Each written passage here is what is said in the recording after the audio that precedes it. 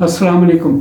मैंने कुछ पहले इससे पहली रिकॉर्डिंग में मैंने फॉल्स के बारे में बताया था कि 65 साल की उम्र के बाद फॉल्स बड़ी कॉमन है और उम्र बढ़ने से और भी ज़्यादा वो हुआ करता है, क्योंकि लोग एक्टिव होते हैं, चलते फिरने की कोशिश करते हैं। सारी उम्र कोई मसला होता नहीं है। जब चलते हैं तो उसके अंदर कोई थोड़ी सी बेहतियाती से, कुछ सर्कमस्टांसिस की वजह से, कुछ बीमारियों की वजह से गिर जाते हैं। वो तो खैर मैंने कुछ किया भी, बाद में लूँगा। तो वो बड़ा मशहूर होता था ना कि वो जो गिरते हैं शाह सवारी मैदान जंग में, वो तिफल क्या गिरे जो घुटनों के बल चले। वो तो खैर दूसरी। लेकिन आज मैं एक इंटरेस्टिंग सा वाक़या है जिसके अंदर अल्लाह सुब्हानो तआला की कुदरत और उनका निज़ाम, उसके बारे में मैं बड़ा होता हूँ कि जी अल्लाह सबकी हिफाजत फरमाने वाले हैं। तो मेरी नज़र से गुजरा था, एक लड़की थी वेस्ना वोलोविक।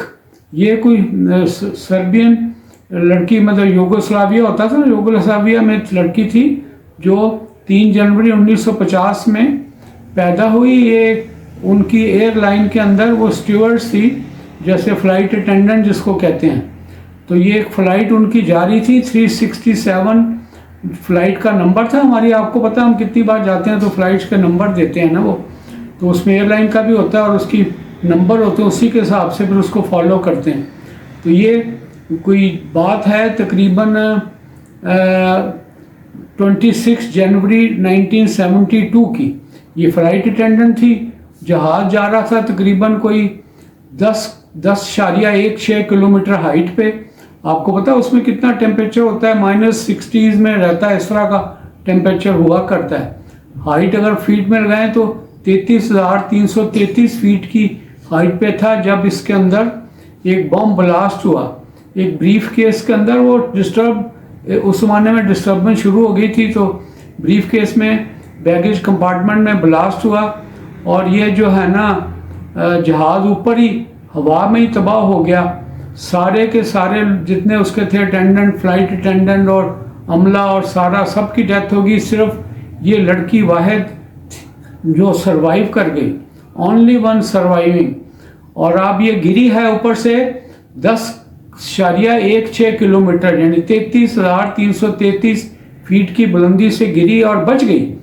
ये बड़ा हैरान कौन बात है मेरे लिए। बड़ा मैं सोच रहा था कि क्या वजह, उसको हम देखेंगे।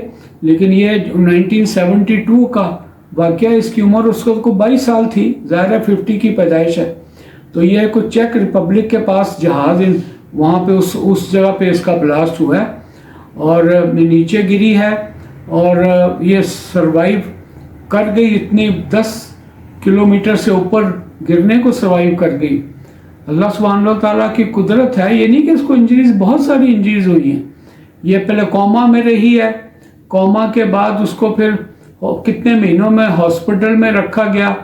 इसकी जो इंजरी थी, इसमें स्कल फ्रैक्चर था, 3 वर्टिब्रे पता नहीं कौन से हैं, लेकिन मेरा ख्याल है लोअर बैक के वर्टिब्रे लगते हैं और दोनों टांगें टूट गई।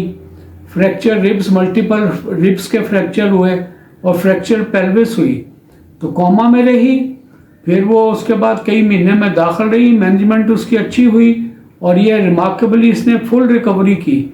सिर्फ चलने में थोड़ा सा लिम्प था, थोड़ा सा जो है ना वो लिम्प के साथ, यानी कि बैलेंस नहीं लगता था, कोई लंगड़ा के चल रही थी।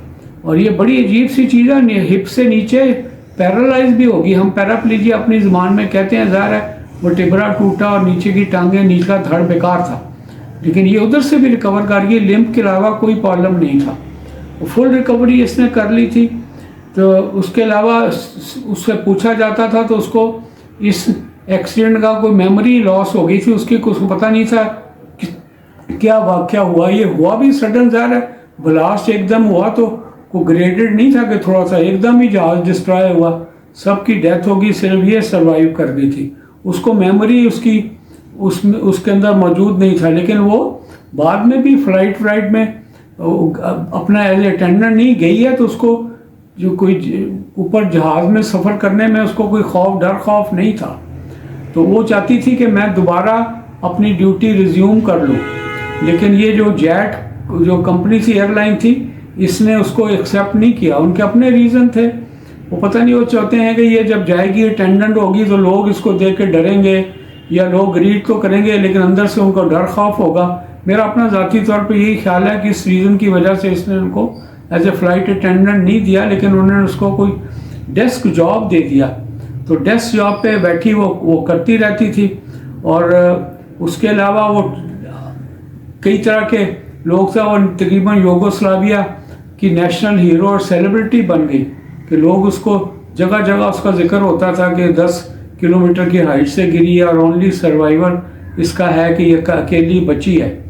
तो उसके बाद उसने वो अपना काम जारी रखा। उसमें थोड़ा सा डिस्टर्बेंस थी यूगोस्लाविया में उस वक्त, और ये इन्होंने ना थोड़ा सा पॉलिटिक्स में थोड़ा सा था, डेमोक्रेसी के लिए इसने कोशिश की, तो एंटी गवर्नमेंट प्रोटेस्ट किए, जिसकी वजह से इसको उन्होंने नौकरी से निकाल दिया, लेकिन अरेस्ट नहीं कर सके क्योंकि उनको डर था कि ये तो नेशनल सेलिब्रिटी है और ये नेशनल हीरो है, तो बड़ा अपरोर होगा, लोग बड़े इसको नापसंद करेंगे, तो लिहाजा उन्होंने इसको गिरफ्तार नहीं किया। उसके बाद भी वो इस किस्म के जो डेमोक्रेटिक स्ट्रगल में और इसके अंदर मसरूफ़ रही।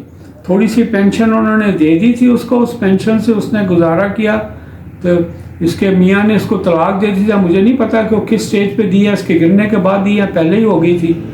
तो वो कहते हैं कि उसने बाद में आइसोलेशन में ज़िंदगी गुजारी है। वो कह रहे थे गिल्ट ऑफ सर्वाइवल, एक उनका लफ्ज़ ये लोग इस्तेमाल करते हैं। हमारे यहाँ तो हम कहते हैं शुक्राना अदा करना चाहिए, लेकिन ये करते हैं, इनको बार बार ख्याल आता रहता होगा। तो उसने तन्हाई में आइसोलेशन में ज़िंदगी गुजारी टिल 2016 में उसकी जो है ना वो डेथ हो गई थी, तकरीबन 23 दिसंबर 2016। तो मुझे बड़ा रिमार्केबल किस्म का वाक़या लगता है, जिसके अंदर बाबा 10 किलोमीटर की हाइट से गिरना और वो फिर सरवाइव कर जाना, मल्टीपल इंजरीज भी होना।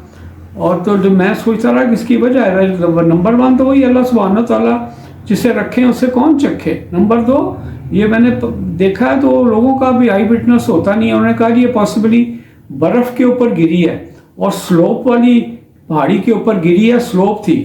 तो एक तो उसका मेरा ख्याल है अंदर ठंडा इतना था कि ब्लीडिंग बड़ी कम हुई होगी, खून ही जम गया होगा, और हम किसी पर बर्फ़ डाल दें तो ब्लीडिंग कम हो जाती है, तो बर्फ़ में गिरी और नरम बर्फ़ होगी। उसके बाद स्लोप पे थी तो ये लुढ़कती हुई आई, तो लुढ़कने से इंजरी कम होती है। फ्लैट सरफेस पे गिरने से तो कुचुम्बन निकल जाता है, कीमा बन जाता है। तो ये स्लोप पे गिरी। जैसे पिछली बार मैंने जरदारी साहब का गिरा था घोड़े से, जब गिरे हैं दौड़ते हुए घोड़े से, उन्होंने वो नीज को बेंड कर लिया और रोल होते हुए गिरे। रोल करने में इंजरी ज़्यादा नहीं होती, बजाय धप करके फ्लैट सरफेस पे गिरे, तो उसकी वजह होगी। दूसरा, ब्लीडिंग नहीं हुई बर्फ़ की वजह से। तीसरा ये है कि कुशन मिल गया उसका बर्फ़ से और स्लोप की वजह से।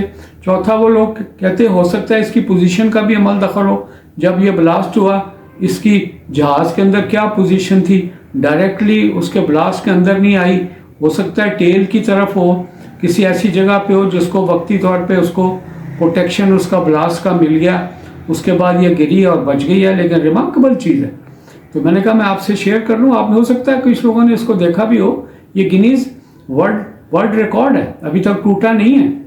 देखे ना, ऊपर से गिरना, एक तो जान के गिरना है ना, लोग ये पैरा जंपर्स हैं, कई लोग ऊपर से नियर स्पेस से गिरते हैं। मैं देख रहा था, बड़ी हैरानी की बात, स्पेस पता नहीं मुझे किस जगह शुरू होता है, तकरीबन 100 किलोमीटर से शायद होगा। तो लोगों ने 42 किलोमीटर इससे जंप्स लगाई हैं, फ्री फॉल किया, उसके बाद और गिरे हैं वो बड़ी स्पीड के साथ। ये भी ज़ाहिर है बड़ी स्पीड से गिरी होगी, ग्रेविटी के साथ बहुत तेज़ स्पीड से गिरता बंदा, मगर वो तो कंट्रोल था, उनको होशोवास कायम रखे।